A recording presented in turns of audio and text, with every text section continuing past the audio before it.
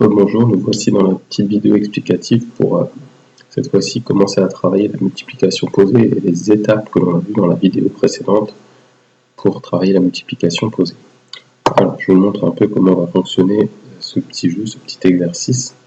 Donc on a notre multiplication en fait qui va se représenter par un rectangle, un carré, ça dépendra des fois.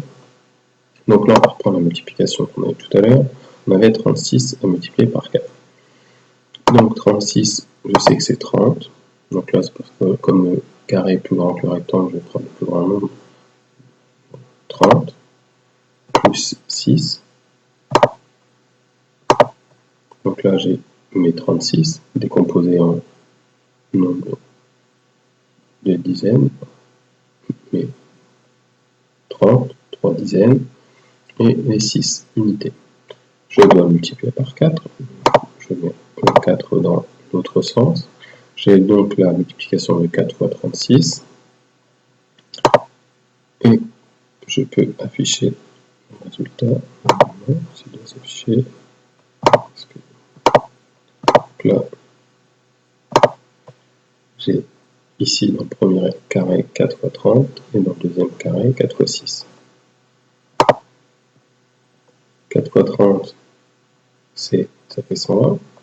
4 fois 6, 24. Et au total, donc si je reprends mon calcul total, comme on avait dans la vidéo de l'anniversaire avec les bulles de chocolat, 4 fois 36 c'est 4 fois 30 plus 6. 4 fois 30 plus 4 fois 6, 4 fois 30, 120. Plus 4 fois 6 égale 24. Ce qui nous fait un résultat total de 144. Donc ça c'est pour entre guillemets la partie explicative. Vous n'aurez pas à utiliser cette partie-là du jeu. On va directement aller dans la partie jeu. Alors, dans la partie jeu, c'est à peu près la même chose. Vous avez la multiplication qui est déjà proposée. Donc là, 46 fois 9. On vous l'a déjà décomposé. 46, c'est 40 plus 6. 40 fois 9, on a le résultat, 360. Et 9 fois 6, on a aussi le résultat dans le deuxième rectangle, 54. Donc là, pour ce premier exercice, il n'y a qu'à, entre guillemets, additionner les deux résultats qui sont déjà donnés. Donc 360 plus 54, s'il faut, votre enfant peut la poser, peut poser cette addition, comme elle sera posée dans une multiplication. Donc là, 0 plus 4, ça fait 4. 6 plus 5, ça fait 11. Et 3 plus le 1 du 11, 4. Donc 414. J'entre mon résultat. Je dis, il apparaît donc ici. Je vérifie. Et si j'ai bon, j'ai un petit sourire. Je marque le point. Le prochain, ici, j'ai donc multiplié 65 fois 85. On nous a déjà décomposé les choses. Il ne nous en reste plus. On a le résultat total. On a 60 fois 80, je sais que ça fait 4800. 60 fois 5, 300. 5 fois 5, 25. Donc là, j'ai 5 fois 80 à faire. Donc soit je sais le faire, j'arrive à le faire, je fais 5 fois 8.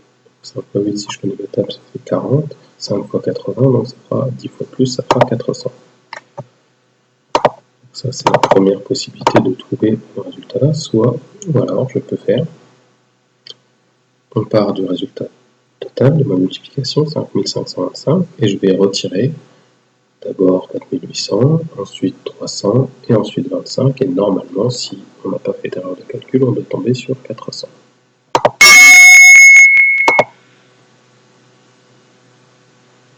Ici, on tombe dans un modèle plus classique.